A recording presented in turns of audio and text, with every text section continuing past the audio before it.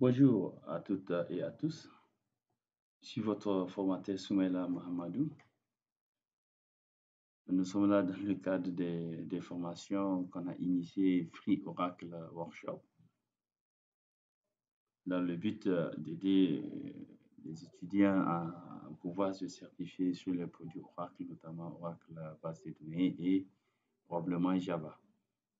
Donc, le cours de ce matin, ou du moins le TP de ce matin, c'est comment installer Oracle Database sur du Oracle Linux en utilisant une machine VirtualBox. Donc, nous allons faire en trois étapes. D'abord, on va créer la machine virtuelle. Ensuite, on va installer Linux là-dessus. Et on finit par l'installation d'Oracle Database. Voilà, donc nous allons rapidement lancer Oracle VirtualBox. Donc, vous cliquez au niveau du manager. Là, vous avez NUI comme nouveau. Vous créez et lancer la création de la machine. Donc, vous tapez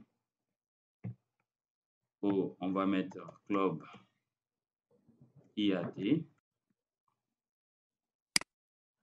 La version de Linux qu'on va installer, c'est 32 bits. Donc, on choisit la version de Linux 32 bits. Donc, vous cliquez nouveau. La machine, on va lui donner 4 Go de RAM. Donc, vous pouvez faire le réglage avec la flèche. Voilà. Donc, c'est 4096 qui font 4 Go de RAM. Donc, vous cliquez suivant. Là, on va créer un nouveau disque. Mais si on avait déjà un disque qui est déjà prêt, on pouvait l'utiliser avec cette option du Existing Virtual Disk. Mais ici, on va créer un nouveau disque. Donc, cliquez Créer. On laisse le type de fichier par défaut qui est VDI. Donc, vous faites suivant. Allocation dynamique. Ça veut dire que ici, l'espace qu'on va attribuer au disque dur n'est pas directement utilisé par le disque et elle s'agrandit au fur et à mesure qu'on met des données sur la machine virtuelle. Mais si vous prenez Fixed Size, là, l'espace est déjà attribué et définitivement pour la machine virtuelle. Et le disque est plus performant, mais ça occupe votre espace disque. Donc, vous cliquez suivant. Ici, il s'agit de pouvoir donner l'emplacement des fichiers de la machine virtuelle. Donc, vous cliquez ça pour chercher ou bien donner l'emplacement de la machine virtuelle. Ici, je vais mettre ça sur un autre disque. Sur le disque E, donc je mets ça dans Club IAT. Donc, je fais enregistrer. On va prendre 40 Go dans le cadre de CTP. Donc, vous tapez 40 ici, vous cliquez Créer. Et là, la machine vient d'être créée. Il ne reste plus qu'à la paramétrer. Donc, vous sélectionnez dans l'espace manager, vous sélectionnez la machine virtuelle et vous cliquez Setting ou bien Configuration si vous avez la version française. Donc, au niveau du panneau général, vous avez une modification à faire au niveau de Advanced. Donc, au niveau des Share Clipboard, c'est le partage en fait des fichiers copiés entre la machine hôte et la machine virtuelle. Ici, c'est pouvoir faire le drag and drop entre les deux machines, la machine virtuelle. Donc, on met ça en bidirectionnel. Au niveau des storage, vous avez le symbole du CD qui indique qu'il est vide. Ça veut dire qu'on n'a pas encore chargé l'ISO dans le disque.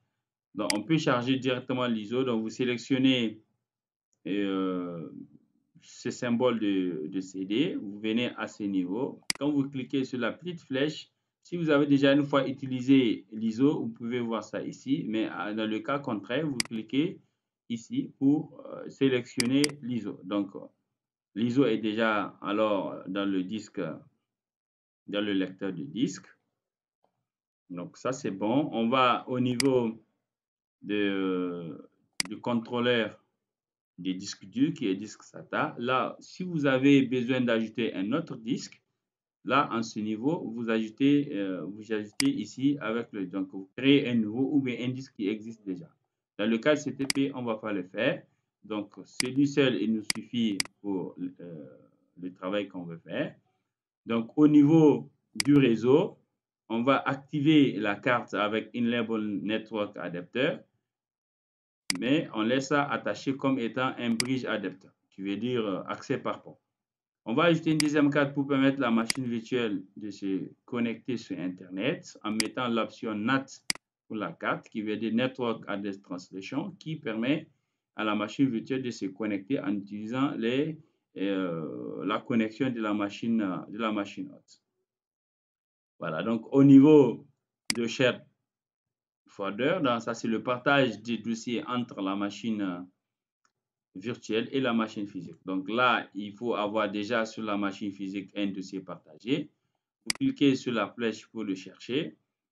Vous cliquez sur cette petite flèche, vous faites comme ça. Donc, on va le chercher, le dossier partagé. Moi, j'ai déjà un dossier partagé, mais si vous ne l'avez pas, il faut déjà créer un dossier partagé avec accès contrôle total.